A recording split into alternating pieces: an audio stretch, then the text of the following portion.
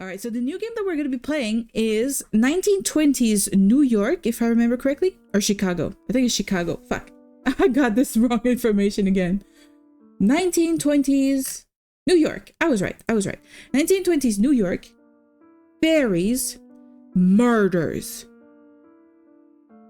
Perfect combination, you know? 1920s is a pretty good period. Fairies, I like them in every single game. If there's a fairy, I love it. And then you give me murders, I'm in. Oh god, default setting, you too? Yeah, I think it might be a streamer thing, you know? You can quote me on that. I shall quote you on that, Mr. Dinosaur. Mr. or Mrs. Dinosaur. So I'm gonna show you what it looks like. It looks really good. And it looks very big. I need to change the game. I forgot to change the game. And now you don't have any music anymore, I'm sorry. It's a prologue that we're going to be playing. I'm just going to check the settings here. There's not a lot of settings. Okay. I'm going to do one thing before we start, which is kind of annoying because I had to click out. But it's okay. So Lake, the game I was playing earlier, is 70% off right now on Steam. All the way up until Monday. So if you guys are interested, you want to play the game yourself, you can get it for 70% off right now if you follow the link.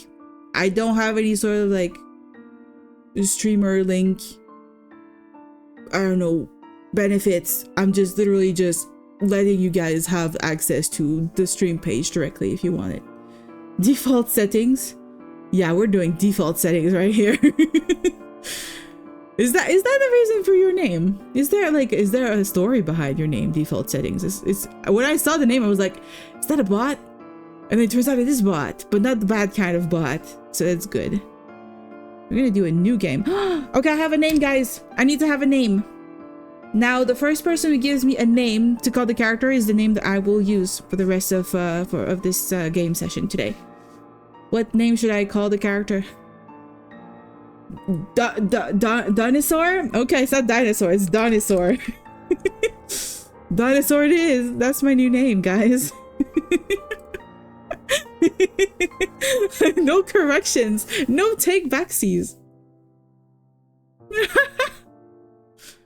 Oh, you don't customize characters in games.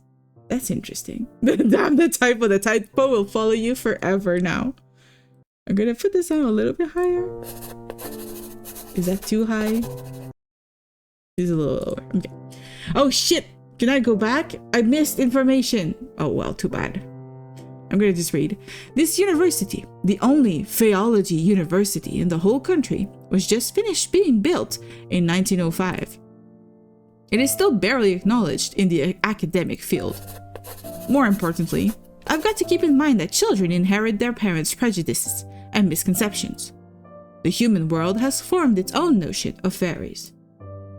And also I find myself unable to suppress a big sigh every time I read references to poisoned apples ushering princesses into eternal sleep. A reference to the Cottingley fairies is one I can understand, since it was quite a sensation not too long ago. Although it would be clear in the eyes of renowned phaeologists that the photographs are mere imitations.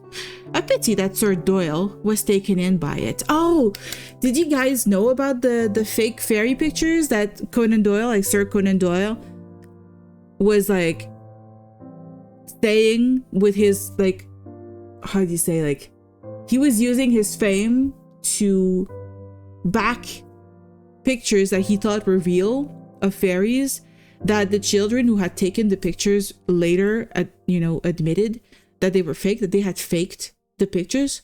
Have you ever heard of that? You may be able to have Discord next year. Okay, that's good. Oh my god, I can't stop watching the next game of Larian Studio. They're announcing their game already? How long has it been? 2 years since they started working on it? Gotta go right quick? That's all good. That's all good. You don't need to do it right quick. You can take your time. We're gonna be here for at least a couple more hours. Okay, well, I need to know all the details about the Larian game, though. Shit. I ought to take a break. The grading session today has taken me quite a tangent. My beloved Oz. Look at this fairy. I love this guy.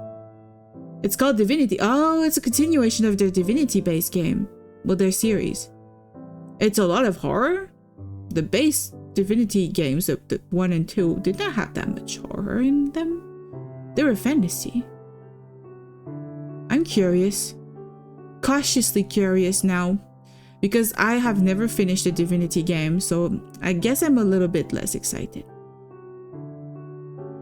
Is it the same kind of like isometric camera? Or is it first person, third person? That could also change my opinion on that, but I will definitely check out, like, I'm gonna check out all of the video games they're gonna announce. Oh yeah, I'm gonna be streaming for more than 30 to 40 minutes. I'm streaming for at least another 2 hours. So don't worry. It didn't feel like that? No? Okay.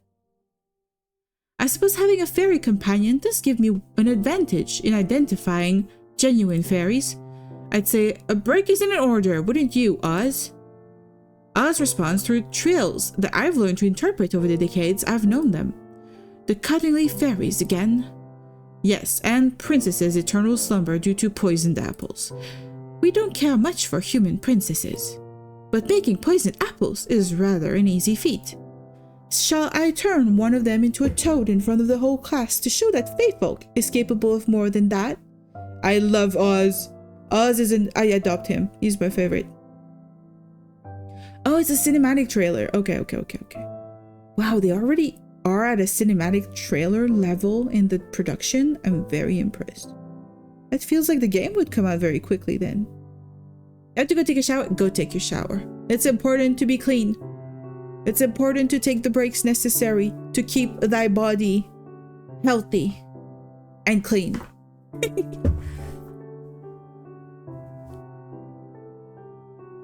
At the same time, showing them that not all fairies are a friendly bunch. I can't help but chuckle at the thought of that. I believe some might just quit that same day if you do that. Besides, if other Faeologists get a hold of your existence, who knows what they'll do to you. Chances are high those people will try to pin you to a corkboard and vivisect you. I would never let that happen. I've always appreciated your pursuing Faeology to ensure that. That is the least I could do. We've known each other since I was 7. You've saved me countless times since then. Well, you could have let me bleed to death when you found me. I would never. I can hear a delightful melody of chirps laced with a touch of whimsy, which makes me feel just a tad fizzy. It seems that even the laugh of a fairy possesses some magical quality. While you're on a break, isn't there something else on your agenda this afternoon? Right, Mr. Henkel's letter. Thanks for reminding me. I just asked you if you'll still be streaming. I worded that weird. Once I get out. Yes, I will still be streaming. Do not worry. It didn't say Divinity 3, but I suppose it's a sequel or a prequel. It could be. Could also just be like a parallel story. They're not even continuing. I don't know. It could be like very different. I can't wait. I'm super curious. I'm gonna watch that video for sure. I retrieved a letter from my patron from a desk drawer. I lean back on my chair and read the missive aloud to myself. Dear Dinosaur. I kind of like it as a name. I feel like I should have a character in one of my novels be called Dinosaur just for this reason. Because it doesn't look bad. How long are you going to keep me in suspense? Will you or will you not accompany me to this year's Leos Gala? You could do a lot worse than forgetting your boring books for a moment in favor of whiling away an evening with champagne and canapes and invigorating company. And when I say invigorating, I'm not speaking of those old sods with deep pockets ready to be exploited by way of funding grants for your research. I'm speaking, of course, of yours truly. I kind of like this guy. Also, as Donnie, yes. We're the little Dawn. We're Dawn. Do write to me sometime before Saturday. That's tomorrow's date, isn't it? Oh, I know. My delay in responding is entirely by design, I assure you. I'd hate to be getting the looks from the crowd like I'm a wet blanket. Faeology isn't worth my dough, they'd say. Oz's replying chirp is decidedly indignant. I nod to Oz in agreement before returning to Mr. Henkel's letter. In other news, I've heard that little Ruthie Blythe caused a minor ruckus in the city's hottest speakeasy. If your old friend Detective Krause hadn't been in the area at the time as well, who knows what could have happened. I find myself rather perturbed at this revelation.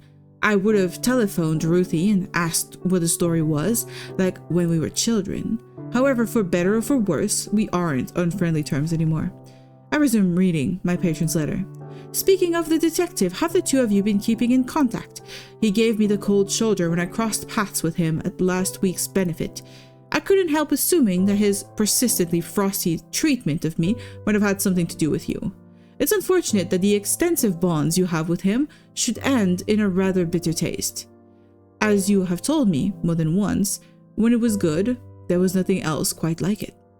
Yet you speak very little of him now, and I find myself wondering if he still holds a place in that guarded heart of yours.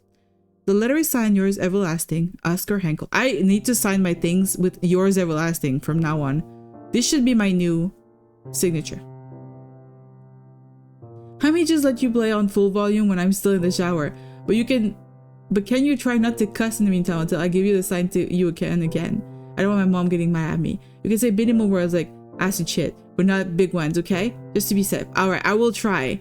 I will try really hard. I have a really hard time to not swear, but I think if I read what is in this game, seems like this game is very friendly. Doesn't have a lot of big words. Never mind? Okay, it's all good. I'm still gonna be careful. Oscar Henkel. That's our friend. Well, I've kept Mr. Henkel waiting long enough. I press the pen to a fresh sheet of paper to commence crafting a response. Just then, a familiar rhythmic rapping pierces the silence. Okay, we're going full on Edgar Allan Poe here. Is good. I was saying, trust me, it's better wearing headphones in the shower than risking that. I learned that from experience. Have I ever put you in trouble, Hussein? Did I ever put you in trouble by saying something? What? Am I a bad influence? Oh no. Oh no, I would never live, not you. Okay, good. Whew, I could never live it down. I don't want to be a bad influence. I like bad words. Bad words are funny, but I'm not going to say them now. Starting now. Okay. I hope you have a good shower. Just then, a familiar rhythmic rapping pierces the silence. I glance in the direction of Oz, but they're nowhere to be seen. Oz must have camouflaged himself in a heartbeat. I put Mr. Henkel's letter in the drawer before calling out. Come in, Minnie. My assistant enters the office. She's careful to snap the door shut behind her. Professor. Yes, Minnie? Were you talking to yourself again? That's right. You know me. I see. Sometimes I wonder what she must have thought while hearing the mumbling sounds of me speaking with Oz. Yeah. She's so cute. This character? Minnie? Yeah, she is kind of cute. She got very nice makeup. I like her eye makeup.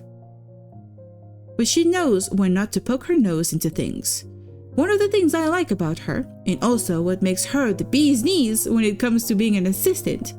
I'd hate to be the bearer of bad news, but he's here. Who? That police detective from the newspapers. Police detective? Even as I echo these two words, there's a sinking feeling in my stomach. You know, the man who made you crumple the papers and toss them in the trash can. In the end, we had to stop our subscription for the dailies. Detective Theodore Krause? Yes, that's the one. Knowing Theo is here makes my world go momentarily off-kilt. It's as if, by the magic of the fairy tales I malign, the ink in my patron's letter has manifested him into the reception area. Can we keep her? I mean, she looks like she's our assistant. We're probably going to be keeping her. Unless she's going to backstab us and betray us later in the story. I don't know. I don't know much about fairies. Maybe she's a fairy. I don't know anything about this world's fairy lore. Can't you tell him I'm out delivering a lecture on the far side of campus or something? That depends. Is a lie like that going to deter this man? An astute question. She is truly wise beyond her years. Probably not. He'd happily traverse the entire campus just to torment me, I'm guessing. Alright, let him in. No, I mean, I won't mind that. Oh, you like her that much? She's got that little bob hairdo, you like that? I mean, I'm not gonna judge you. I like the lumberjack earlier, so. With a brisk nod, Minnie returns to the reception area. I barely have time for a steadying breath before Theo barges in. He drops a box on my desk right off the bat. What is this? Why is he in my office? Well, well, look who the cat dragged in. Not even a how do you do? I'm gonna try to go for like a 1920s style voice. Okay, I swear this out layer you have that woman blinks. It does not blink. What do you mean? It cannot blink. It's I don't think it can blink, Mr. Hussein.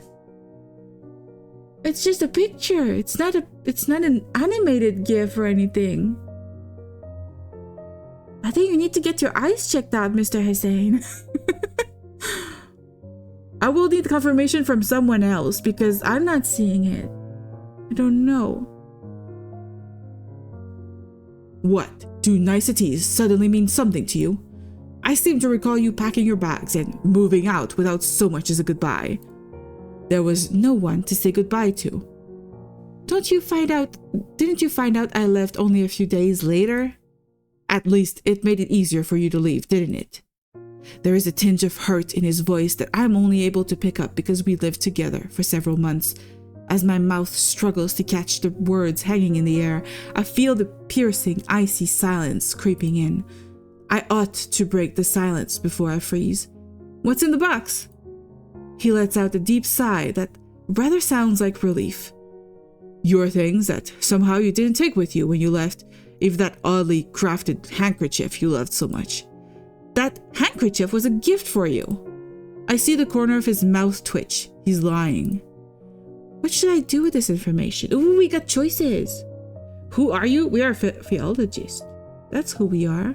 We are Faeologists, and this is our ex-boyfriend. I'm checking out the box. I quickly stretch out my hand to the box, yet he is just as fast in catching my wrist before I can open it. I withdraw my hand from his grip swiftly, like a startled bird soaring into the sky. That truly caught me off guard. I'd forgotten what his hand feels like.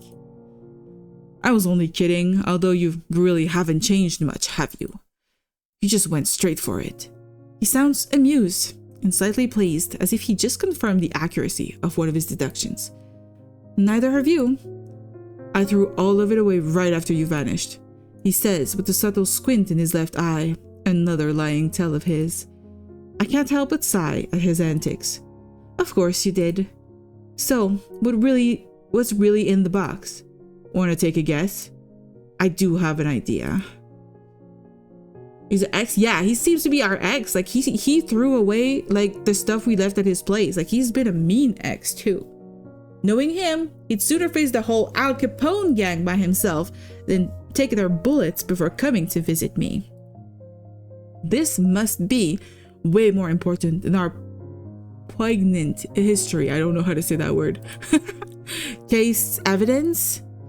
I've seen boxes like this one before, but never one quite so large. It's a really big case, isn't it? He nods. The biggest in my career. And to come to me of all people, you must be at your wits' end about this. He looks away as if trying to hide how galling the circumstances at hand are. Truth be told, I'd rather face the whole Al Capone gang and take their bullets than have to see you again. Gee, that stings a little. So why would you... Hold on a minute. You think this has some sort of connection to fairies? He flicks his tongue in exasperation. Oh my, it seems I've hit the bullseye. We stopped talking about fairies at some point when we were still together. Those talks always led to a heated discussion and then into arguments because nothing I could say could change his skepticism toward mystical beings. This is certainly the chance to tease him about it, though it might be unwise considering the emotional peril he must have gone through to get here. What should I do next? Do I tease him?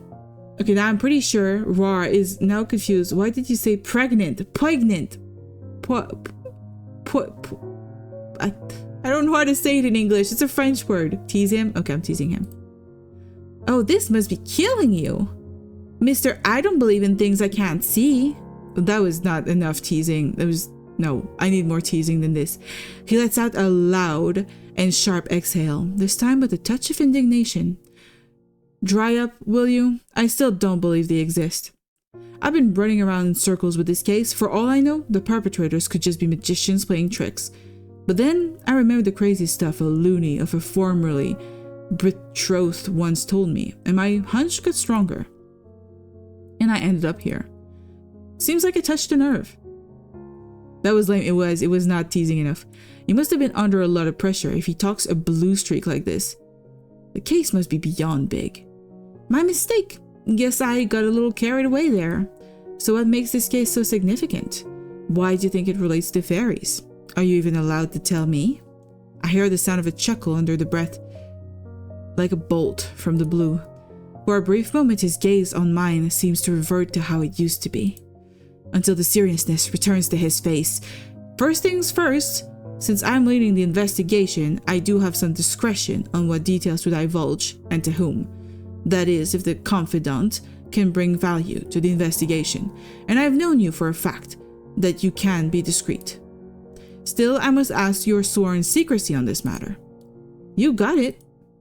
So, tell me about the case. Why does it seem to be of paramount importance? It's a multiple murder case, potentially perpetrated by a single culprit. The victims are chiefly middle-aged women residing north of the city. They're from old money families, the types that make regular appearances at high society events.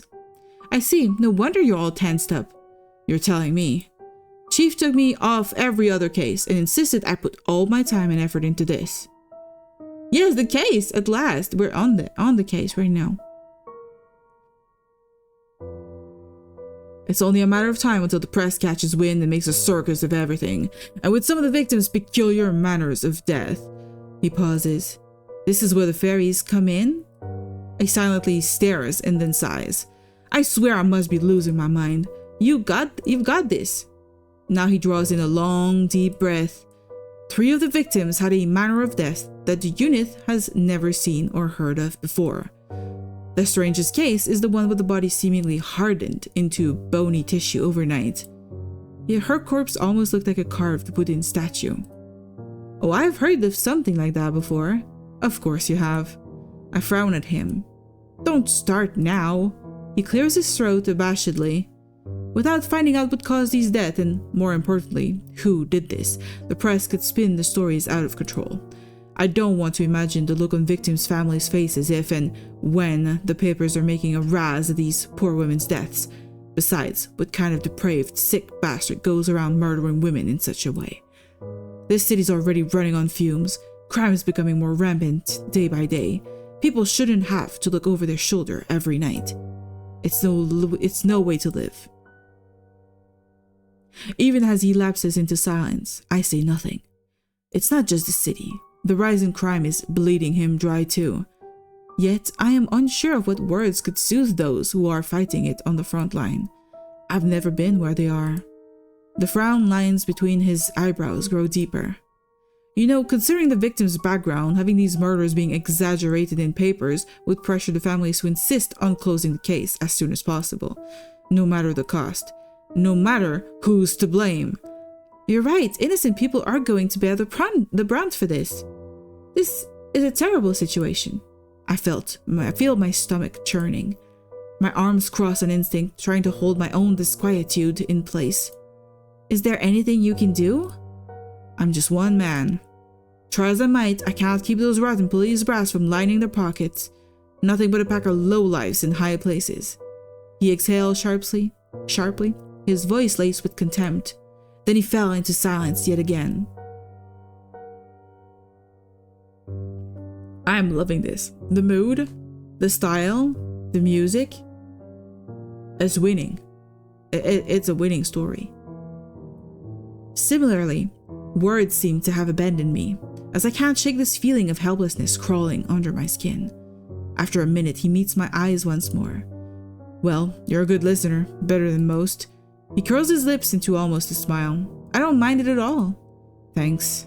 He clears his throat once more. Alright, let's get down to brass tacks. This box includes case files, crime scene photos, a couple of blood samples, which I was able to request to bring to you, and several other pieces of evidence. Other than the strange manners of death I've said, forensics was puzzled too by the blood samples. How so? One of them doesn't contain iron. That's interesting. There's a thing about fairies not liking cold iron. I don't know if that's got anything to do with this. Hello, Mr. Prow. Welcome in. Hello, hello, hello, hello, hello. Hello, hello, hello, hello, hello. Again? Hello, hello, hello, hello, hello. How's your day being, Mr. Prow? How are you doing? I like to spam it really bad. That's okay. I have not put any limits on any of my channel point rewards, so if you want to spam them, you can do that. I might just make the game happen a little slower, but welcome in.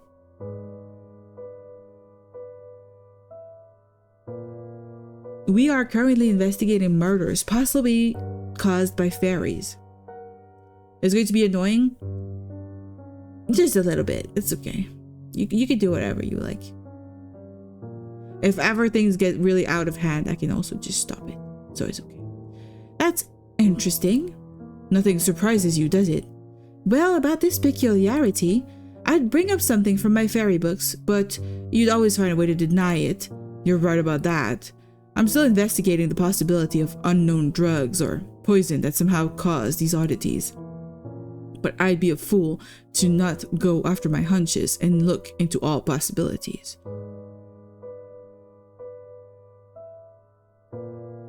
What about robbery? It's ruled out. No fingerprints, no evidence of breaking in, nothing had been stolen. And motives? Revenge? We're still interviewing the city elites, looking for the possible motives. But it takes time. You know how it is. Yes, of course. They're very busy. Speaking of city elites, I know people who can be very helpful in getting some inside information.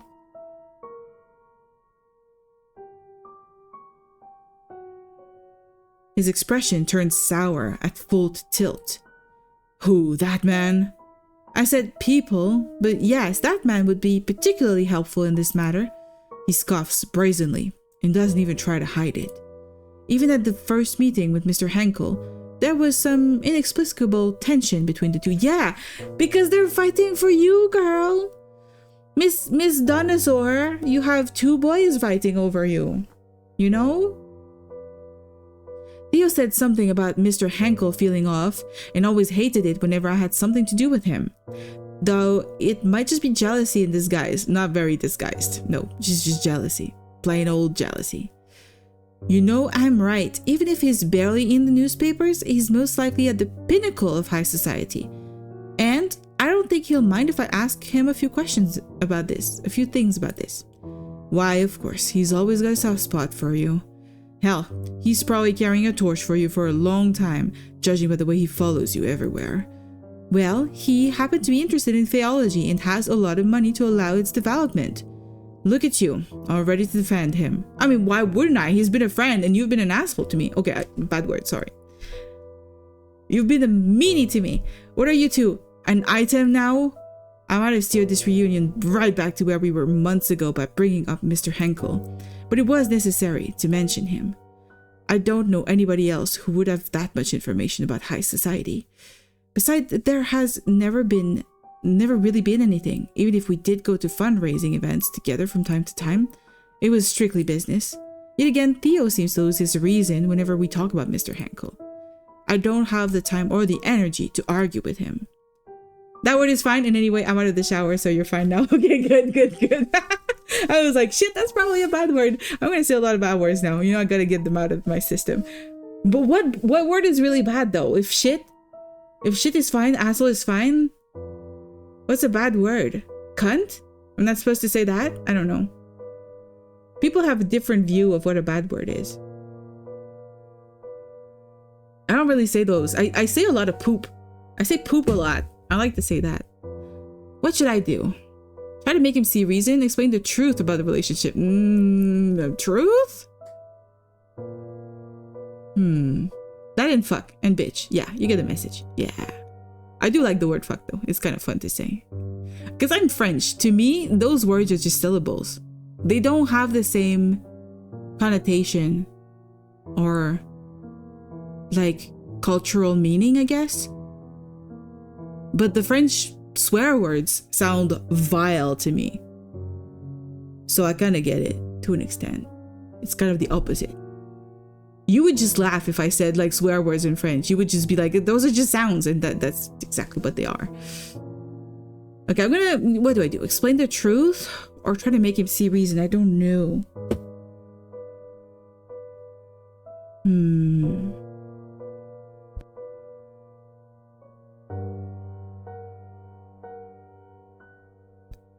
I don't owe him anything, you know? I'll just make him see reason. Does it matter? You came here despite everything. You knew you've got to do whatever it takes to solve this case, so do it. He is taken aback by what I said and plunges into his own thoughts. I swear, one of these days will be the end of me. Fine. Just make sure he can keep it under his hat. I sigh in relief. I will. While we're on the subject of useful allies, you mentioned before about blood that doesn't contain iron. I can take the blood samples to the university's chemist. She's good at what she does. And she's from a rich family. She might know some of the families, or some of the victims, or their families at least. I'll trust your judgment. I take it this is you agreeing to help with the case? That's right. There are lives at stake. He let out a soft smile, as though in quiet the agreement with what I said. Thank you. Well, if you think it'll be helpful, you can even ask the people you mentioned what they know using the evidence items. But the case files are for your eyes only. Understood? He has fallen silent somehow, leaving an uncomfortable hush in the air once more. Suddenly, a realization comes to mind.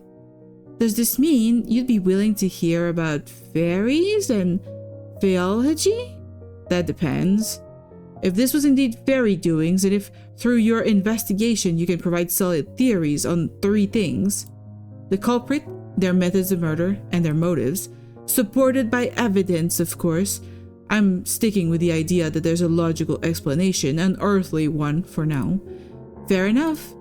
I'd wager that you know we have approximately 24 hours to get some sort of answer, an answer that makes sense. I can feel the papers are close to getting the story. Okay, I need to work on the drawing now. Yes! I'm gonna encourage you to draw. I like it. I like drawing, I like writing. It's good to do like any sort of art. It just feels right, you know?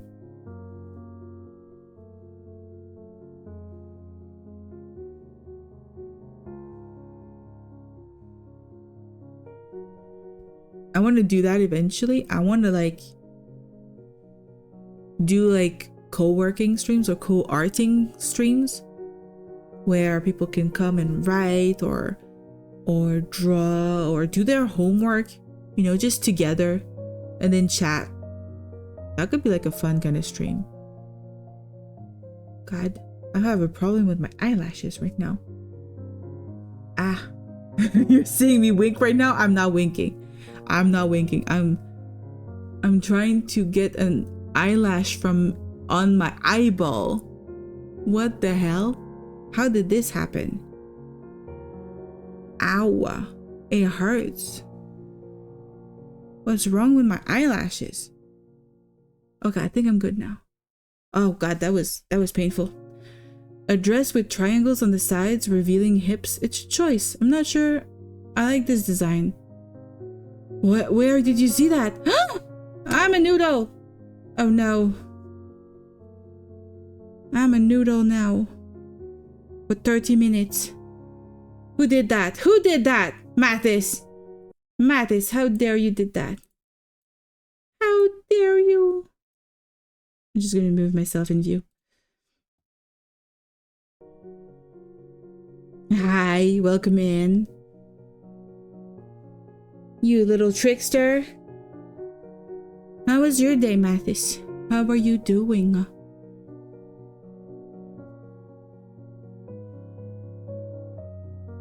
You're silly. While you're investigating this lead, I'll look further into unusual drugs and poisons. How about it, Faeologist? Do you dare take on this challenge? Do I?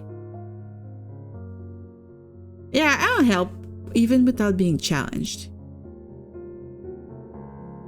You're good? That's good. Even without being challenged, I'll still help you, you know? He stares at me impassively. Of course, I know. Well, if you need anything from me, you can just ring me. Very well. But you need to promise me that you'll not just hear me out, but also keep an open mind on fairy topics if I succeed in what you asked.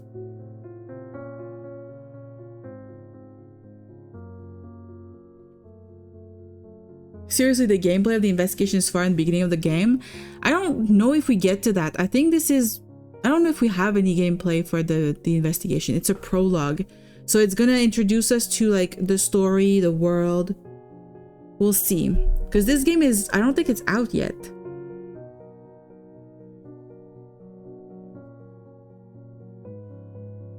I'm gonna check. Sorry, the music just dies whenever I do that. But I'm gonna go check. This game is... Exactly. Its planned release date is to be announced. So this game doesn't even have a release date yet. But I can't promise not to scoff from time to time. That's good enough. I ought to get going. Maybe this will be an opportunity for you to increase Faeology's credibility in the eyes of the academics. Maybe. Seems like some detective has been following the tiny part of Faeology in the newspaper. Says you. The one who had to stop the daily paper subscription just because some detective kept getting the headlines. How do you... Before I could finish, he had walked towards the door and opened it. Jesus, what happened to you? Mathis happened to me. Mathis used his powers that I gave him, and he used it to turn me into a noodle. I'm a noodle now. I'm sorry. It's permanent. I will die a noodle someday. I'm so happy I made this little drawing of a noodle. I think it's been like everybody's favorite channel reward. You guys have been getting this channel reward a lot. See you tomorrow around the same time. I want to check the case. I hear the door closed. Hey!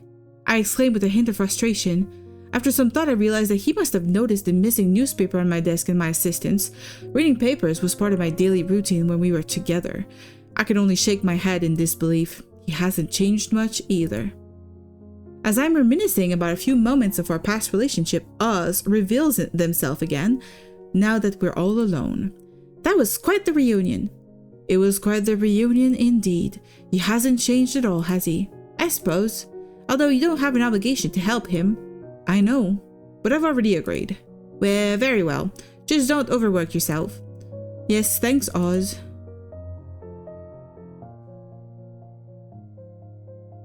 Oh yeah, since if you notice what the sign is saying, does the ad on the left for the festival, the blue lady, does she ever blink? Because I don't see her blink.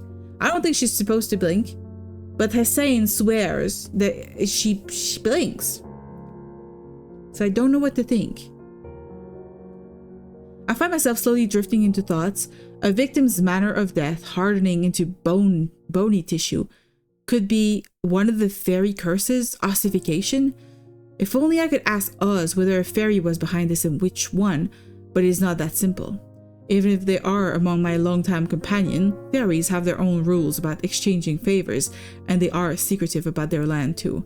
A favor like that doesn't come cheap. At least I'm stocked up on milk and honey for small requests.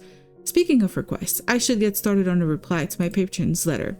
For some reason, he seems to be more insistent this time that I come with him to the gala. I receive the paper and a pen, and I mumble to myself as I write.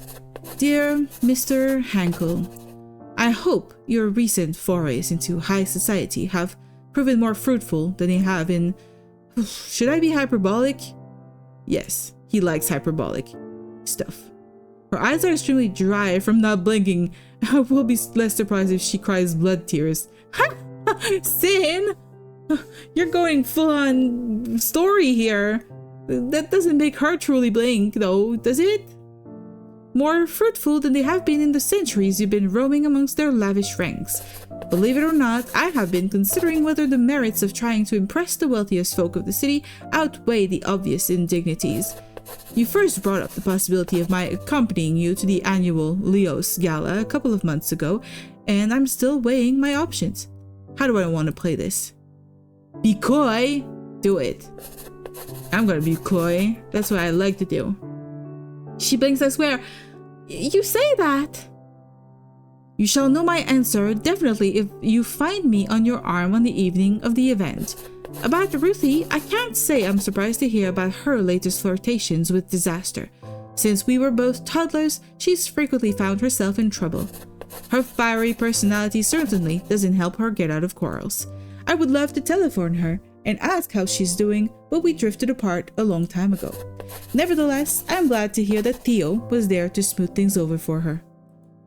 I've now arrived at the topic of Theo, or Detective Kraus, as my patron refers.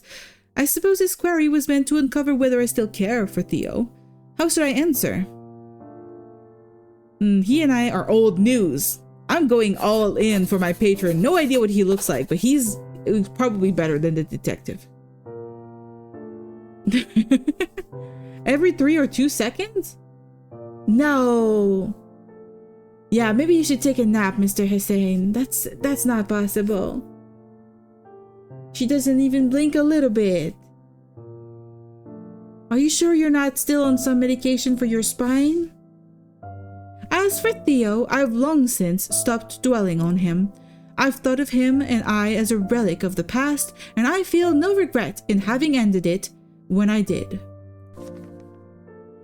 Upon signing off, I sealed the letter with wax. I then turned toward my trusted Fae. Oz, can I please trouble you with something? You want me to deliver this letter to your patron, don't you? Indeed, time is of the essence here. As always, please take care not to catch anybody's attention. He'll see it by tomorrow morning, I'm sure. It would be my pleasure. Thank you, Oz. I'm off. I'll see you later today. I love that little fairy. Wait, oh? Did you realize that you're on some very hard medication right now? I watch as Oz flits out of my office window and vanishes. You've been awake for 24 hours? Mr. Hussein, you should think about sleeping. Why don't you sleep at all in 24 hours? Is it the pain? Is it the medication? Is it something else? Are you nervous? Do you need to talk about it? We're here. You can talk about it. Once the Fae is gone, I call my assistant to my office. Yes, Professor? Hold on 1 second.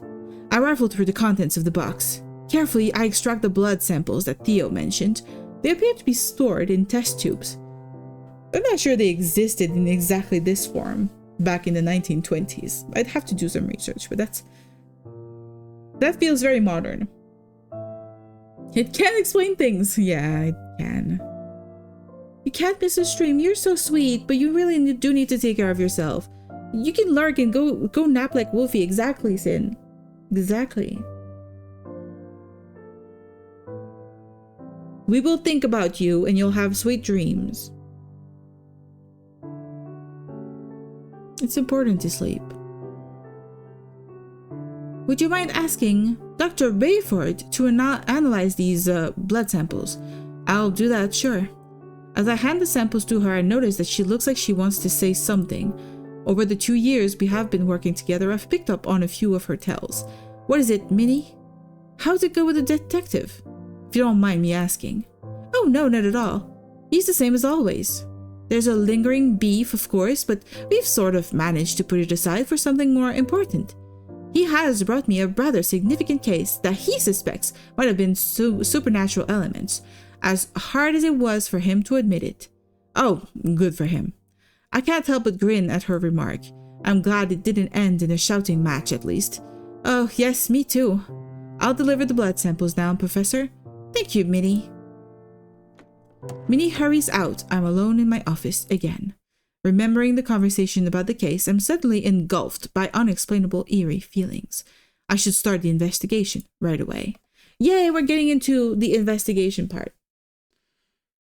Yeah, plus the meds have some bit of adrenaline on it, so I got more power than usual. Yeah, I get that. I'm on meds that keep me very awake too. I know what you mean. Why does a blood sample only 2 small tubes? I don't know. I don't even remember whose blood that was. Like, I'm completely lost. Okay, it's telling me how to play this. So it's drag and drop items from the inventory to the desk. Select an item in the records, then press the icon to open the inspector and read insights you've gathered. Hover the magnifying glass above an evidence to access the information and see the details in it. Use the black light to see invisible things. Read the encyclopedia to gain additional informations. Press the button to end the investigation. Hey, we can do all of that. I like that. What do we have? Case file number 1. We're going to put it back here. 2, I'm guessing 3, 4. Okay. And we got the equivalent stuff. We got pictures of people. Okay, I'm going to put the coin here. I'm going to put the pictures somewhere. I kind of like having those pictures here. I don't know who they are yet, but you know. I don't know what that is, but it's going to go right here. We got a ring right here. And what is this? Leo's Gala. Saturday to October 20th. 8 o'clock in the evening. Formal attire requested. I can't open it. I'll just put it up there. Okay, we got these evidence. We got tools. This ring light would not have existed back then. It's coming up as purple. This also. What's happening? I don't know, it didn't like it. It's burning.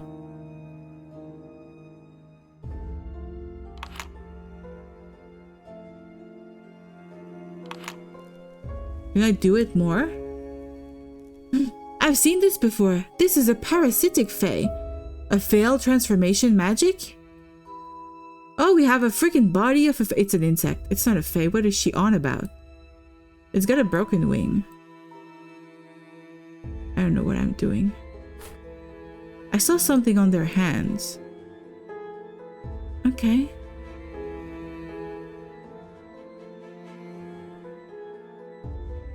That was very interesting.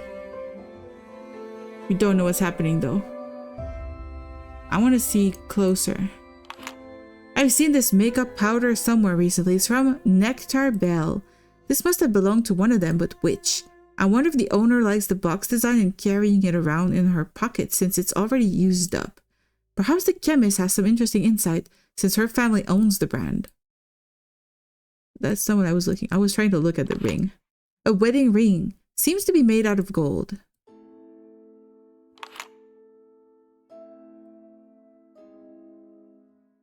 Okay, it's kind of hard to use this. Okay. So this middle-aged woman in the colored blouse is the victim. I guess this elderly man in the suit is her father. This elderly woman wearing the cardigan is her mother, I suppose. This bespectacled man is perhaps her brother? Okay. Okay, we're investigating, guys. We're doing this. Yeah, there was a blue smudge, but the character marked it down in her notes, so I'm thinking I don't need to do anything about it for now, because I don't know what it means. So this middle-aged woman with the pearls is the victim. I guess this elderly man with facial hair is her father. The elderly woman with the fur color is her mother, I suppose. The other man in the darker suit is maybe her brother. Could be her husband too, who knows? What about this? Can I check this? My patron invited me to this event. I'm still uncertain if I want to attend. I think you should attend. What about we look at this thing now? There is no mistaking it. The structure of the thorax, antennae, curvature, elongated legs, they are exactly the same as the parasitic fae I catalogued several months ago. What happened to you, poor fae? Of course, no response is forthcoming. Okay, well, we checked everything out now with this. So I'm going to open the tools again, put that back there, put that back there. What about this? We should read on this. Does that mean you're a noodle detective? I am today. I'm sorry, I can't help you with the investigation. I'm not listening enough. It's all good. It's all good. Right now, I'm literally just looking at the evidence. I don't even know what the cases are. I did not even look at the cases. I'm looking at the lore in the world before I dive into the cases. So, fae and insects. Some Faeologists have applied Darwin's theory of natural selection to Faekind by putting them in the same genealogical line as insects, especially the Lepidoptera group, which includes moths and butterflies. This is supported by their similarities to each other. Beneath a special black light, some species of butterflies can glow by having a chemical known as phosphorus, which fairies also have. The similarities of fairy kind to insects, as well as birds and others in the animal kingdom, manifest in terms of the variance of fairy magical abilities. One magical skill possessed by some fae is transfiguration, which is similar to metamorphosis. Wielders of transfigurative spells can make themselves or fellow fae take on another form, including appearing human. Many high faes have heightened powers of suggestion through the emissions of toxins capable of causing hypnosis or illusions. I'm not processing half of what's happening, but you got this, Noodle. I'm trying to get more than half, but I don't know if I will. Although quite rare, some high faes can transform living beings into solid objects, such as stone or bone. So that would be a high fae who heard the girl. Another example of fae magic is invisibility, which is similar to camouflage. There may be other types of magical powers that have not yet been documented. What are you doing? You're hitting your head on the table? Don't do that, Mr. Hussein. Blacklight. All fairy kinds seem to be weak against iron, although a small amount of iron, such as in meat or blood, does not seem to ward off fairies. Historically, cold iron was often forged as weapons and used to repel fairy magic. The intricate use of iron, combined with physics and chemistry, is applied by Faeologists to develop a special blacklight to detect and distinguish the magical essence of the three main types of fae. Beneath the blacklight, scribe magic appears blue, warrior magic red, and parasitic magic purple or violet. So that was what now? That was kind of purple pink? Okay. Just kind of like this one. Sustained blacklight illumination on an object imbued with fairy magic may reveal intricate details of certain complex spells. Interesting. I like the music. Me too. Scribe fairies.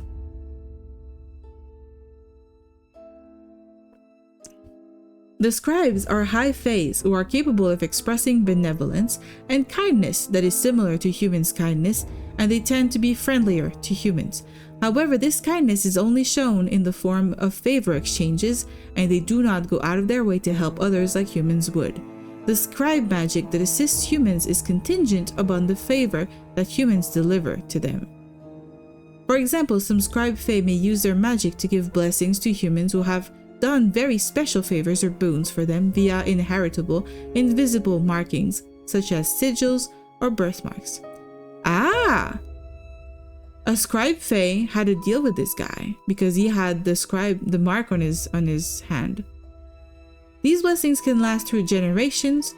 The rumored fae-touched bloodlines have become wealthy and powerful through the decades that they have been favored.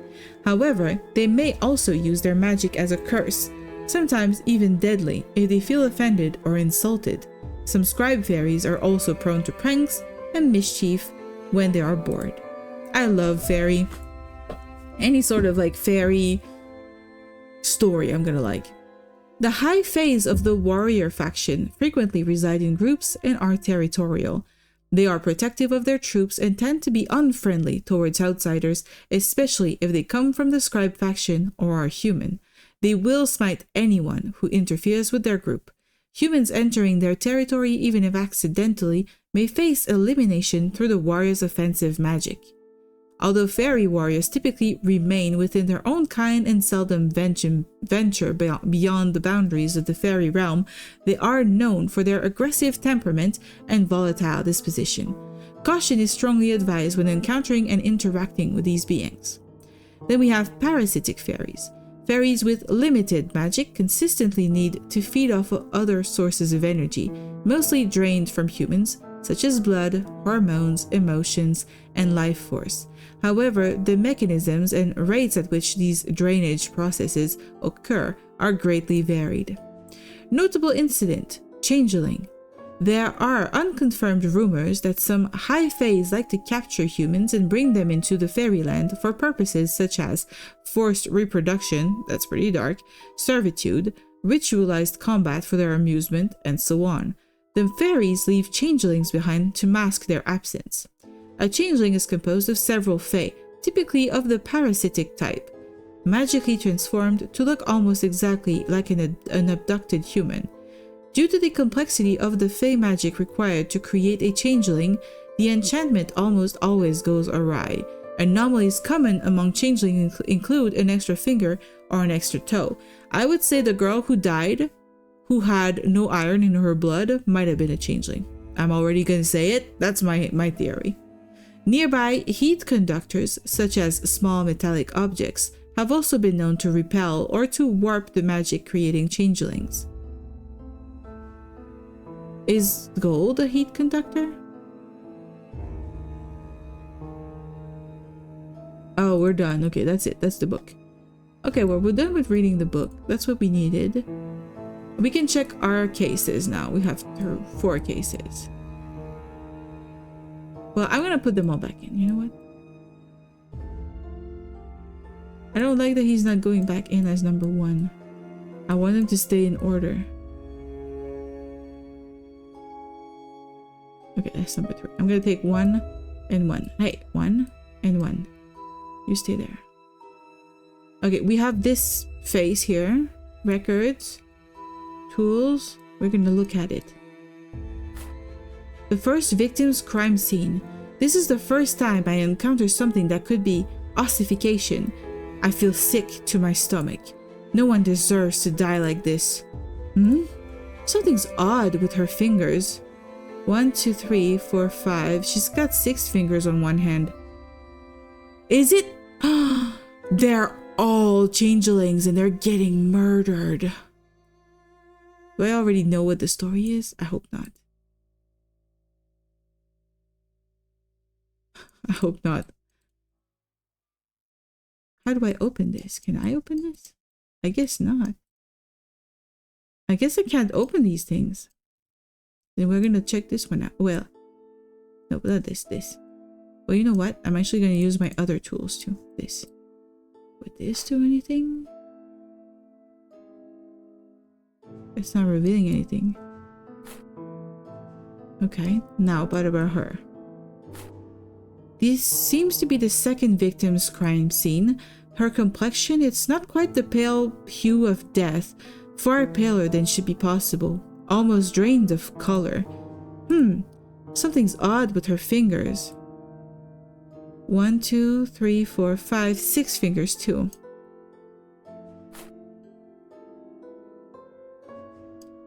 Nothing else.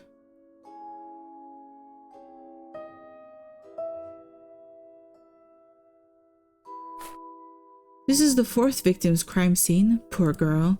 It's a cruel thing to see youth being stolen so abruptly. She has normal amounts of fingers.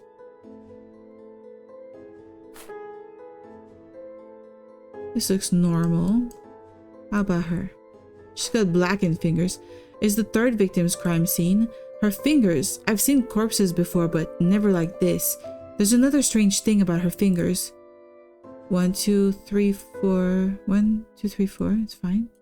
1, 2, 3, 4, 5, 6 fingers. Yeah, she got 6 fingers.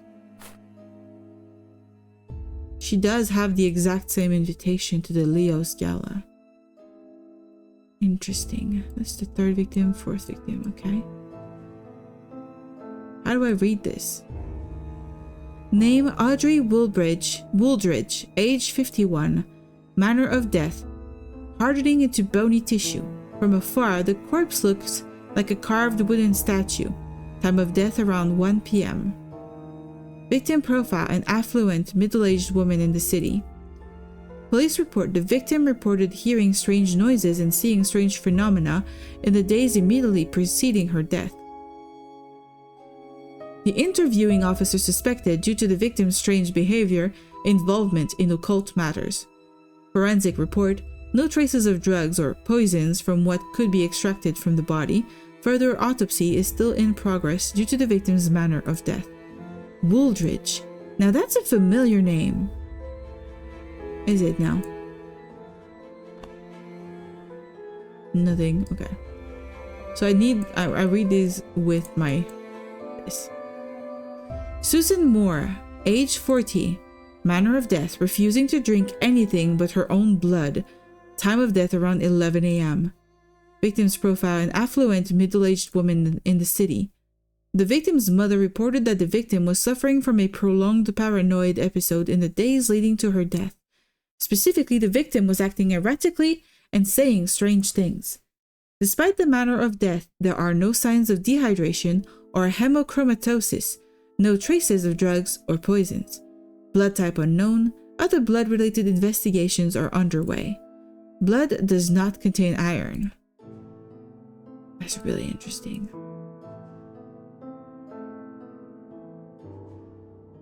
Edna Niblett, age 64 years old. Manner of death, gnawing her own fingers down to the bone. Time of death around 10 a.m.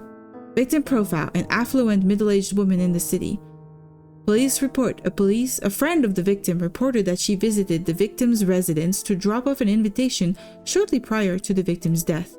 The friend also wanted to check on the victim's well-being, as she had allegedly been acting strangely at a party the night before. According to the friend, she witnessed an emotionally charged conversation between the victim and a young factory girl. However, the friend didn't think much of the interaction at the time. At the crime scene, the invitation card dropped off by the friend was seen close to the victim's corpse and was taken in as evidence. Forensic report, no traces of drugs or poison, blood type unknown, other blood-related investigations are underway. Blood does not contain iron. What was the second one that does not contain iron?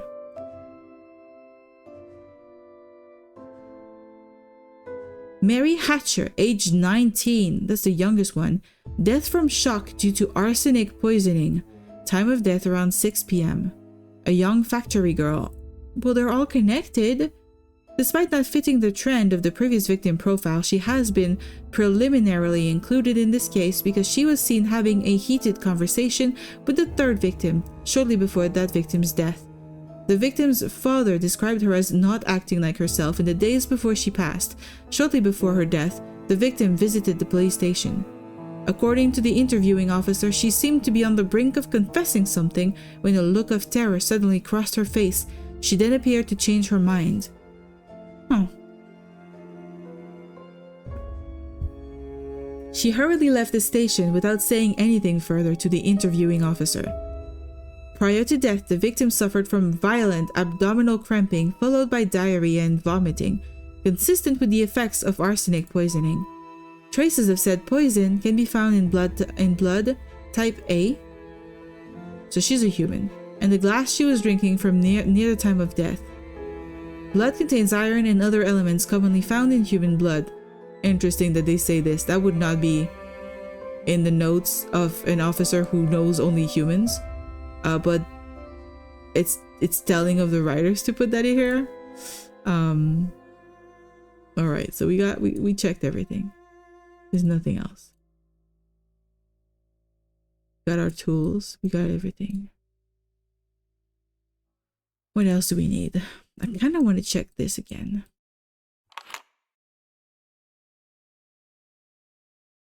But with this, maybe? It is an interesting color. Now what? What if I look at this one then?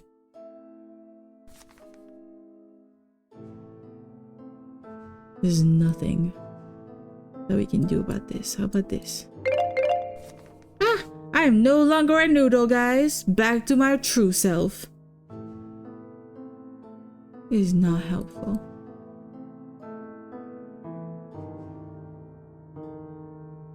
What does help do? Oh, it's just this. It's just a revision of this. Okay. Well, I think I'm going to end the investigation. I think I got it. No? Right? I did get everything, right? Oh, my avatar. Oh, yeah. I didn't grow. I'm right here. I moved. Oh, this kind of moved me then. This is better. Ta-da! Fixed it. But I think I do end investigation, right? I do that, and I'm like, I know what happened. A knock on the door makes me glance up from my desk. I realize the sun has set while I've been absorbed in the investigation. Come in! My assistant enters the office. Dr. Rayford has arrived to drop off the blood samples, and she wants to talk to you. Already? Yes, she's just out the door. I must say I'm pleasantly surprised at her work speed. Alright, send her in. Minnie nods. She returns to the reception area. Dr. Florence Rayford enters. It has been only 3 years since she has worked at this university, but she has proven her reliability more often than not. Good evening, Professor. Good evening, Doctor. Dr. Rayford hands over the blood samples. She also gives me her lab report. Here you go. Thank you. So what have you found? The most peculiar thing is that there is no iron in one of the blood samples. Say, is this fairy related? Her question prompts me to ask myself to what extent of the case can I divulge to her. Theo did say that I may ask the patron or her for information using some of the evidence. Although she has knowledge of fairies and their curses, can she handle seeing crime scene photographs? As I return from my thoughts, I notice her voice has taken on a higher pitch. This is so exciting! Are you working with the police? Does this mean that we'll get better credibility in the eyes of the public? Oh my, we're going to be in newspapers, aren't we? And not on the usual corner spots, too. Oh, I can hardly contain myself. It appears she took my silence as a yes. It's good that she's excited about the possibility of advancement for Faeology, but her cheerful disposition can sometimes be rather overstimulating. As if on cue, a knock on the door arrived to spare me. The specific sound is familiar, more familiar than when my assistant knocks. Special delivery. Mr. Henkel's hands are empty. Oh, this is my patron? Did I just put all my eggs in the same basket and decided to go for the old guy? I guess I'm gonna be dating an old guy. Shit. Sorry to ask, but the picture of you I'm looking at is not focused on your clip and bow. And you zoom a little for a sec. Sure. We can literally, for a moment, go back to the room and you can see the whole thing. Is that better for a couple seconds? I'm gonna pose for you. Draw me like one of your French girls, you know? It's an old reference. Some people do not know what that reference is from. You can take a picture and then I'm gonna move back to the game. Is it good? I don't know what to say. Kind of feel good. Okay, perfect. Let's go back here. And what, pray, might you be bringing for me? Is it you? Are you the special delivery, Mr. Henkel? If you wish to call me special, then I certainly won't stop you. But I did bring a box of huckleberry muffin for your office. Minerva was instantly enamored by their buttery scent. She's certainly feasting on them.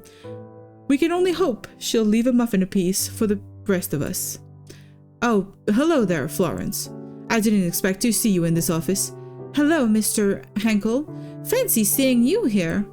Although you do have a habit of making this office your sole stop on campus, she chuckles. Mexican lasagna is amazing. I need the recipe. What do you mean? What's a Mexican lasagna? I need to make that. What? Why did I never hear of that before? I love Mexican food.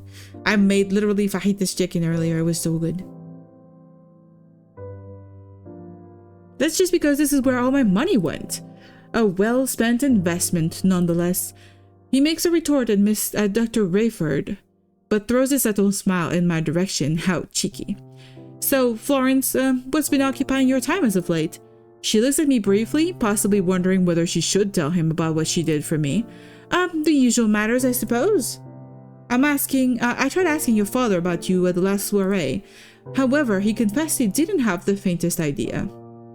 You must tell me more about your chemical research one of these days. The colorful pursuits of you young academics thrill me to no end. You know, I can't share all that much, Mr. Henkel, unless of course you find yourself in a position to become the chemistry department's benefactor, then all their secrets are yours. A more playful giggle escapes her lips this time. It's lasagna but Mexican. Yeah, but what makes it Mexican? You change the sauce? You change the spices? You change the noodles? I'm afraid I'm all tapped out, financially speaking. Oh, I'm not buying that one, not for a second. He's telling fibs, isn't he, Professor? Well, now I certainly don't want to get in the middle of the money talk of the rich. I wish I had that information, Doctor. It would make proposing for research much easier with a bit of delicate leverage, naturally. Mr. Henkel laughs in amusement. I feel I should ask the reason he's here before this conversation takes an odd turn. On another note, Mr. Henkel, did you get my letter? Is that the reason you dropped by? Upon recalling that I asked Oz to insert the letter into his mailbox once only this afternoon, I'm about to retract these questions.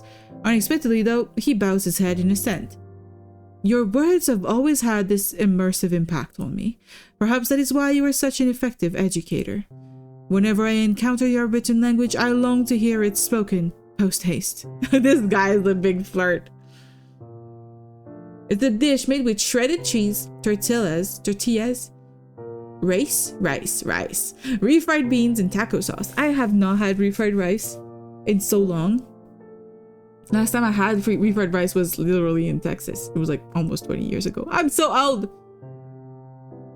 Arranged like a lasagna. I like that. I need to make that.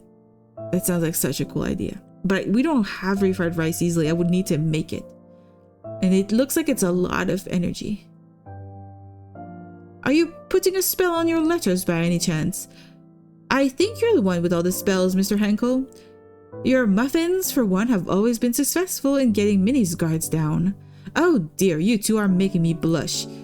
I suppose it's time I take my leave and let you both be. I'm due somewhere shortly anyhow. Oh no, that might not be necessary. I can't stay long either. Mr. Henkel lapses into silence as he continues staring into my eyes. It's difficult to maintain eye contact with him, but even harder to look away. I wonder what I should do. I ought to discuss the case, but both of them seem to be in a hurry. Should I tell Mr. Henkel to return another day since I need to have an important conversation with Dr. Rayford right away? Or should I dismiss the chemist and meet with my patron now? There are benefits to either choice. Soliciting Dr. Rayford's opinion on the case may be a good idea. She could share more insight on the chemistry side of the case. Her parents own a successful company that produces the powder makeup in evidence. She would also know the social happenings among the wealthy elites. On the other hand, Mr. Henkel is also a viable candidate for an interview. His connections within high society know no bounds. Everybody seems to know him one way or another. He might know things Dr. Rayford doesn't. Since he has been funding my research for a long time, he's also more familiar with fairy topics. Whom should I interview? I'll do the Mr. Henkel. You can put other things with it, but that's the basic ingredients. That sounds divine. I want to make that. I'm gonna find a way to do it, but maybe not refried beans because I don't have those. Mr. Henkel, would you mind staying for a while? I'd like to discuss something. Not at all, I'd be delighted. I turn back toward the chemist. Dr. Rayford, thanks again for analyzing these samples. Your assistance has been invaluable. Please don't let me keep you any longer today. You're quite welcome. I'm always happy to help. Pick an emotion for me, please. I could change my emotion. Or I can make it a smile. I like a smiley one. Or a little coy smile. That could be funny if you can do that. I don't know. After bidding Mr. Henkel a swift farewell, Dr. Rayford is out the door in no time. What do you want to talk about, my dear Faeologist? I gesture toward the large box on my desk. It's a box of evidence for a multiple murder case. It is from Detective Krause? It is indeed. He's brought it to me this morning. You haven't seen the detective in months, have you? How'd that visit go? Nothing special. Oh, it's nothing special. There wasn't anything worth mentioning except, of course, about the top priority case I'm tasked with. I don't know why, but I have an inkling that he's pleased. Was that why Dr. Rayford was here earlier? She had analyzed some biological samples? Yes, that's right. All right, tell me about this case. How can I help? You'll try? Okay. Any try is better than not trying. And that's all that matters in life. After binding my patron to secrecy, I rattled off the basic facts of the homicides. I believe I might have heard a bit about this case. Not the gory details, mind you, just little whispers here and there. Yes, I was hoping you'd be familiar with some of the parties involved. I wanted to show you something. Please share any knowledge you might have about the evidence. Sure, I can do that. Alright, we can do that. What can he tell us about this? My, this is very bold of you. Just giving him a wedding ring. Yeah, I guess it would be very bold of me. I'm sorry, it's not what I meant. Sir, don't think it, you know, maybe someday, but right now it's not about asking you to marry me. This is awkward. I'm sorry. Are you sure you want to be bound to me forever? Says you asking that question knowing full well this ring isn't mine. He laughs wholeheartedly. So, whose is it? Mrs. Mora. All I can tell you is that she and her husband were always attached to the hip. 2 peas in a pod. Okay, that's good. What about this medication? Makeup. Is this the one from the popular brand, Nectar Bell? That's the one, although that's all I know about it. Okay, he doesn't know about makeup. That's fine. Oh, do I show him a fairy? I don't think I should. Why are you showing me this invitation? Is this your way of confirming that you'll be my date? Should I lock it down? Confirm, yeah. Hey, let's do it. Perfect, I'll pick you up here tomorrow. That's not what I wanted to do, but... What is this? I'm gonna go back to my desk now. What is this? Oh, I see. This is interesting indeed. I can see why the detective came to you with this case. What did I give him? Okay, I'm giving him blood. I'm sure Florence knows more than I do when it comes to analyzing biological samples. Yeah, I'm not gonna give you that. Fairy! Isn't this a parasitic fairy? Are they the ones killing the poor ladies? I'm rather surprised that he's able to identify a fae with just one look. I suppose he did read everything from my research reports. Okay, he's seen everything here. Okay, I'm gonna show him pictures. I keep fucking the smile up. Am I allowed to just do a frown? Yes, do it. I like a frown. I do frown a lot too. Whatever you feel more comfortable. How terrible. I knew Madame Wooldridge.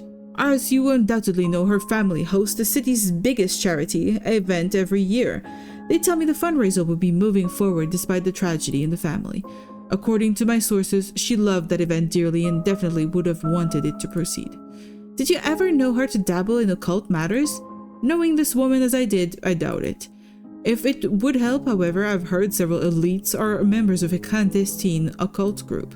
I only heard of the name the Golden Dawn. Hardly anyone knows about its existence. The Golden Dawn is a real thing, guys. In real life, there was a group of people who called themselves the Golden Dawn. You still love the name Donnie? Me too. I kind of do like it. It's a good choice. I've had a different name every day when I was playing games that required a name. I love it. But you do have your way of knowing, don't you? I say teasingly and he responds with a sly smirk. I do indeed.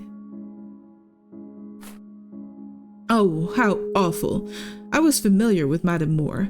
Through the grapevine, I heard the devastating news of her death.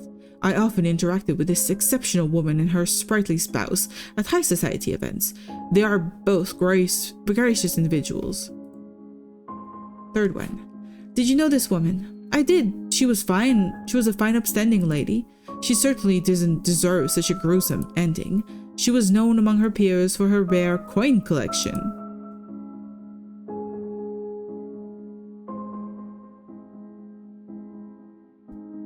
From what I've heard, you can see her collection displayed in every inch of her house. Well, we did find a coin before. Are you familiar with this girl? No, I've never seen her before. Whoever this girl is, I express my sincerest condolences. This is the first time Mr. Henkel and I are talking about something this gruesome, even though I've known him a long time. Yet, as he spoke his condolences while seeing the corpse's photographs, his face remained blank, as if the words never reached his expression. His eyes didn't even flinch. How odd. I wonder if this lack of empathy is just a trait of being in the upper class. Interesting! This is a photograph of Mrs. Moore and her family. What can you tell me about the people in this picture? I believe this elderly couple is her adoptive parents. I've never really talked to them, but I hear they're kind, wonderful people. Biologically, Madame Moore was born as a so-called miracle baby to wealthy parents of advanced age. When they passed away, she had no other family members by blood. She was thus adopted by a middle-class couple who were trusted employees of her biological parents, or so I've heard. Upon coming of age, she received her sizable inheritance and wedded a recently rich entrepreneur of humble origins. This is her widower in the photograph. He's said to be extremely close to his parents-in-law. Interesting. This is a photograph of Mrs. Wooldridge's family.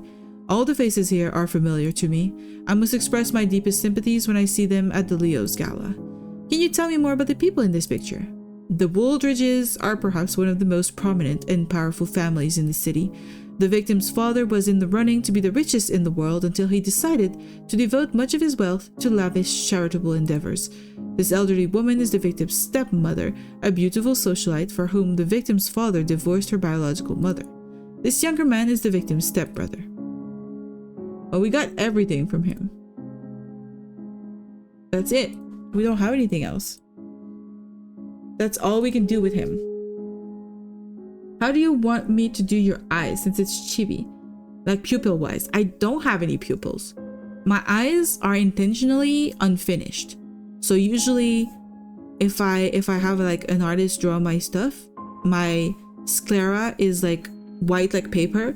My pupils are like my irises are white like paper, and I don't have irises. They're like intentionally unfinished. Because I thought I would make the eyes kind of unique, you know? I have no further questions. I believe I have enough information for now.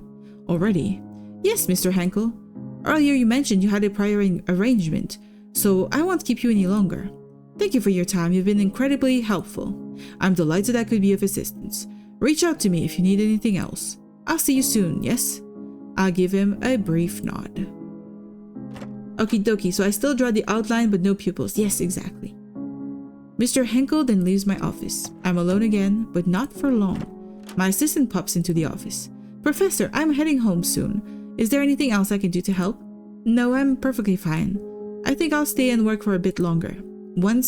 Okay, see you tomorrow, Professor. Have a safe trip home. Upon wishing me the same, and he leaves. I have some time until I have to wrap up my work day and head home from the office.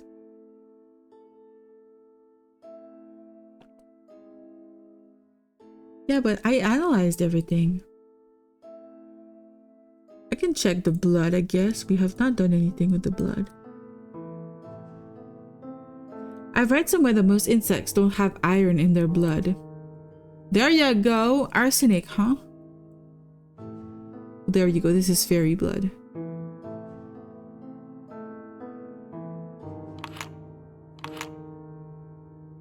It's not reacting. There's nothing happening. Okay. What else do we have? Oh, we have this. The lab report.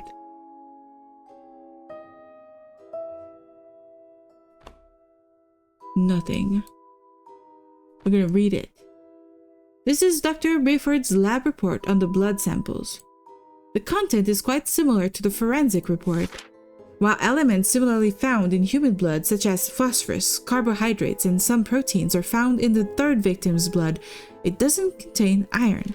Moreover, the amount of phosphorus I found is in a higher percentage than that in human blood, making it possible for this to be the blood of a fairy. The fourth victim's blood appears to be normal human blood with iron present. Traces of arsenic are also found. Although there is some new information, I had expected the report to be more detailed. Then again, I did ask her to finish as soon as possible, and she delivered. Yeah, there's nothing else though. That's it. I don't have anything new. Well, it is what it is. An investigation. Confirm. Bro, I can draw your entire head, but I cannot draw the body. That's all good. Just make my body just a big smoke pile. Because truly, I'm not a physical person. I'm made up of smoke, and I make myself look the way I look right now. So, you could just make me a big smoky ghosty body like Casper or something.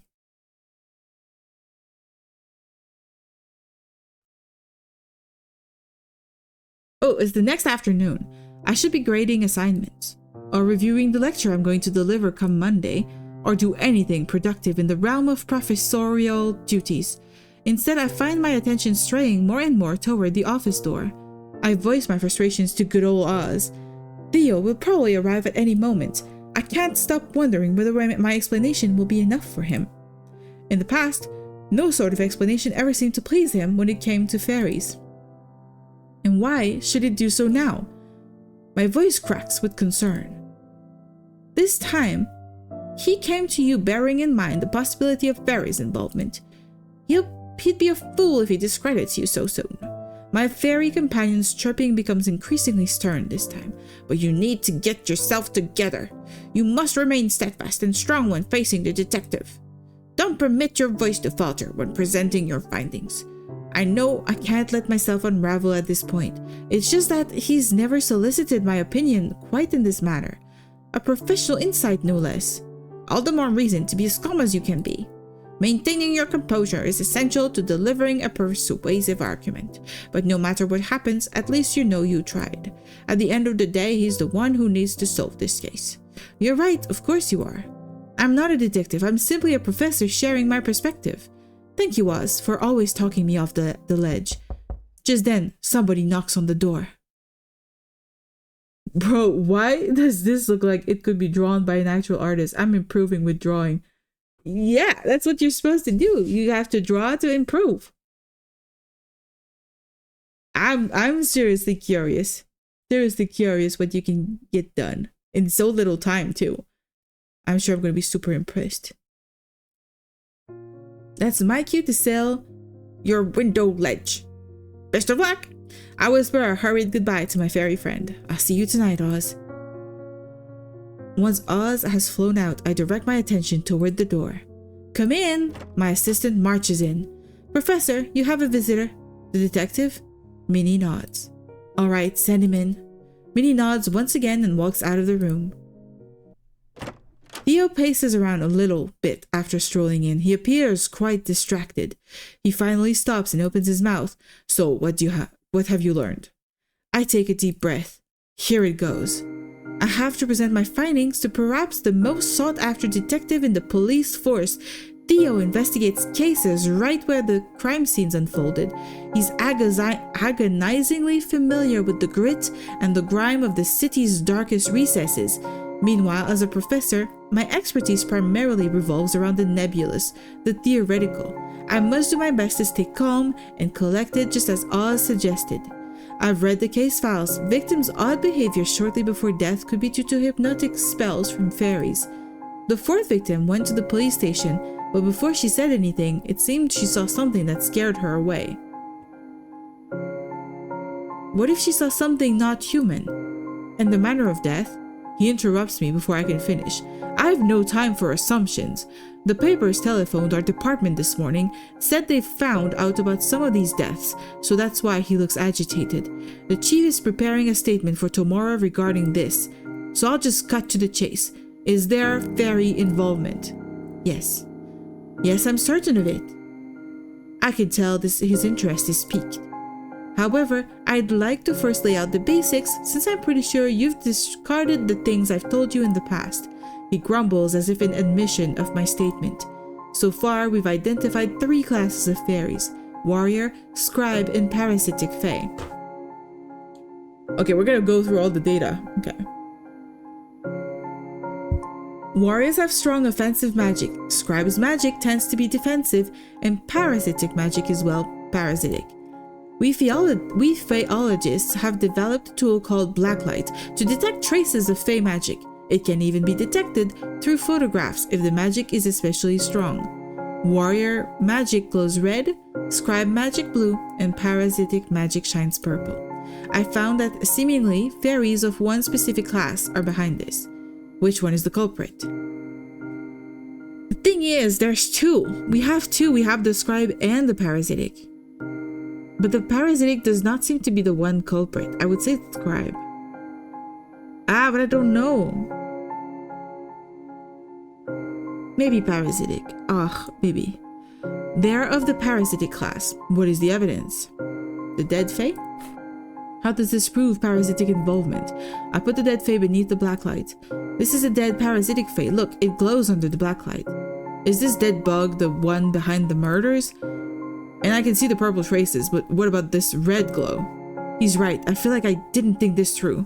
You're right. It appears I should reinvestigate. What else you got? The ring? How does this prove parasitic involvement? I place the ring beneath the blacklight. You see, Ms. Moore's ring glows purple under the blacklight. But what about this red glow? He's right. How did I not see this? You're right. It seems I've missed it. Theo let out a long sigh. The look on his face says it all. He's profoundly disappointed. I swallow back a lump rising in my throat. Clearly, you haven't been thorough in your investigation. Either you're missing important things, or you just don't take this as seriously as I thought. But I do take it seriously. If I could just reinvestigate, it's hard to get any sentences out of my mouth. No words of mine can ease the way he sees me now. It doesn't matter. We're running out of time. I couldn't find proof of it being unusual drugs or poisons either. Even the most atypical drugs don't cause this kind of bizarre hallucinations. No poisons could turn the whole body into hardened bones. His eyes narrow on me, full of quiet accusations. Honestly, I can't believe this. You've dedicated many, many years to the study of forensic Faeology, and this is all you have to show for it? What are you? I know you're clever, capable, competent, but you ought to consider changing your field. You're not cut out for forensics. I feel like I'm starting to see red. I can't believe he's bringing up my profession this way. I know, I messed up, but you just crossed a goddamn line. He knows I tried my best, given the limited time, but he just keeps hammering away. It hits me all over again how easy it is for him to make me feel really small. I'm just laying down the facts. He says it so nonchalantly, as if he doesn't see the effect of his opinion on me. I can't do this anymore. My anger is beyond containment. I never want to see you again. Get out. Fine by me. I don't plan on ever coming back to this office anyhow. Upon picking up the box of evidence, Theo turns to leave. Don't let the door hit you on the way out. He slams it. I find myself striding restlessly in my room, seething with frustration. Perhaps this is for the best. After all, there's a reason I walked away, and it's all coming back to me. As I was steadying my breath to calm down, I realized something. I haven't explained Dr. Rayford's findings on the blood samples, how it could be fairy blood, and the significance of the scribe's sigils on prominent families. Yeah, they're the ones I wanted to actually touch upon. I didn't know I had a limited number of answers. Even more, Mr. Henkel gave me top secret information on a clandestine occult group in the upper class.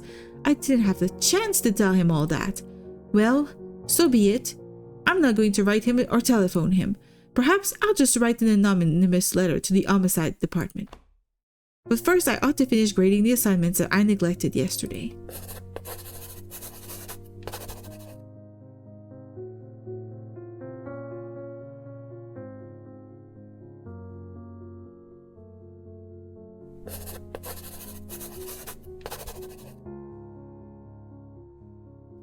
This takes forever. It's been an hour and a half since I forced myself to get back to work, yet my anger hasn't subsided. Then it strikes me. I'm no more angry at Theo than I am at myself. How did I fail this? Why wasn't I thorough enough? Still, that doesn't give him the right to talk to me like that. I bury my face in my hands as I've realized that I've merely been spinning in circles. Professor, is this about time? What's in? Why you say, yeah, why? Why you say that? I look up at her in shock. When did she get in? I knocked, then waited for a minute. It then occurred to me that perhaps you didn't hear me. Oh, sorry. My mind is more than a little preoccupied. The detective had an intensely brooding expression when he left. I figured that the meeting didn't go well. You have a visitor waiting at the reception area. It's Mr. Henkel, isn't it? I meant to meet him today. I nearly forgot. I could tell him to come back another day. No, I don't want to see him. He might be the only person on earth who can make me feel better right now. Why didn't you get the clues? I only had 2 choices. I wanted to show all of the clues. I didn't know there was like a limited number of things I could say. And I do feel like anything I would have said would have probably led to the same thing, because there were traces of the 3 types of fairies on all the items. We had purple, we had blue, and we had red. Oh god, I just popped in. I still know nothing of the cases. That's all good. Yeah, there was like traces of 3 types of fairies on all the evidence. I only managed to mention one of them, and then he got pissed at me because he was like, that's nothing, that's not evidence, it's blah blah blah, it's conjecture, it's nothing. And then he got angry and he left.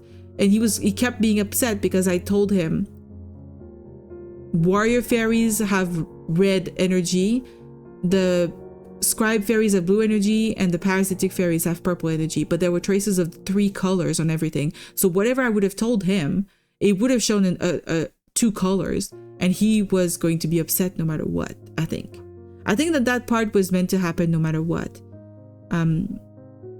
So now I'm gonna have my patron, the one who pays for all of my research into fairy stuff.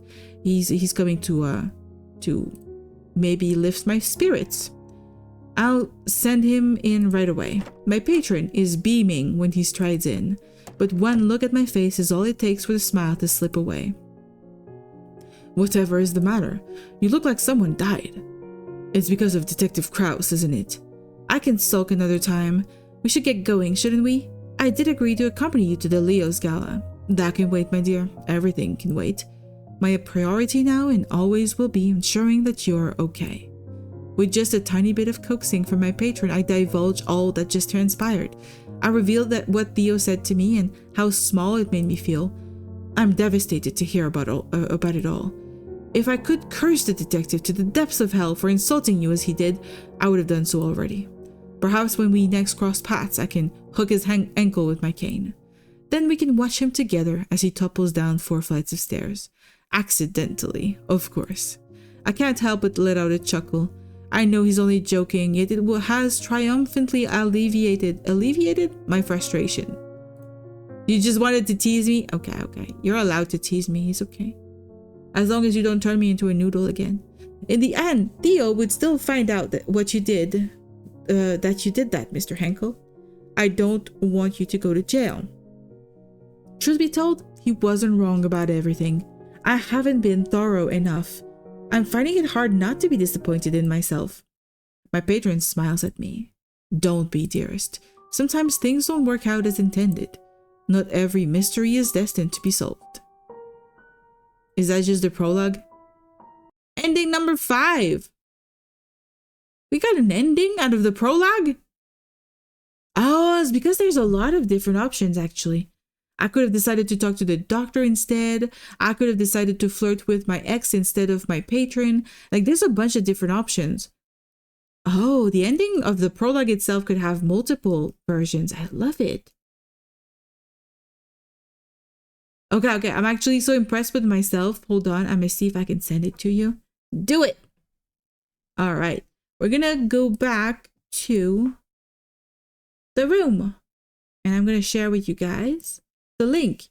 The game isn't out yet, so that means if you're interested in keeping an eye on it, you can wishlist it. Exactly, Sinsit.